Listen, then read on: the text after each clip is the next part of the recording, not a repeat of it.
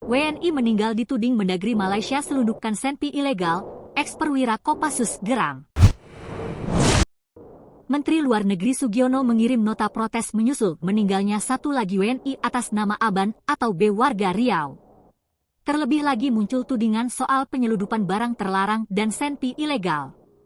Protes keras Sugiono, ex-perwira Kopassus ini menyusul tudingan Menteri Dalam Negeri Malaysia Saifuddin Nasution bahwa ada kesamaan pola yang sebelumnya pernah terjadi.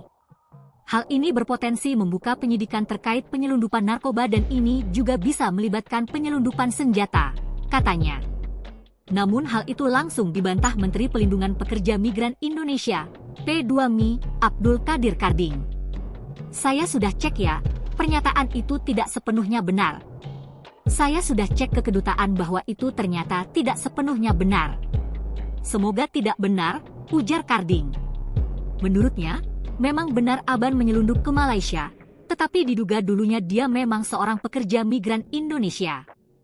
Karding mengatakan jenazah Aban sudah dipulangkan ke tanah air pada 29 Januari 2025.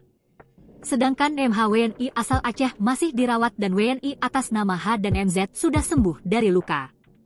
Menlu Sugiono memerintahkan Direktur ASEAN Kementerian Luar Negeri, Kemlu, RI, Mirza Nur Hidayat mengirim nota protes dan kesediaan pemerintah Malaysia untuk serius mengusut polisi laut Malaysia. Ya, kita meminta kesediaan pemerintah Malaysia untuk serius menangani hal ini, dan saya rasa itu pun sudah disampaikan oleh Bapak Menteri Luar Negeri dalam pernyataannya, kata Mirza. Menanggapi ini, Saifuddin mengatakan bahwa dia telah bertemu dengan Kepala Kepolisian Malaysia, Razarudin Hussain, dan telah sepakat menonaktifkan aparat yang terlibat dalam insiden tersebut.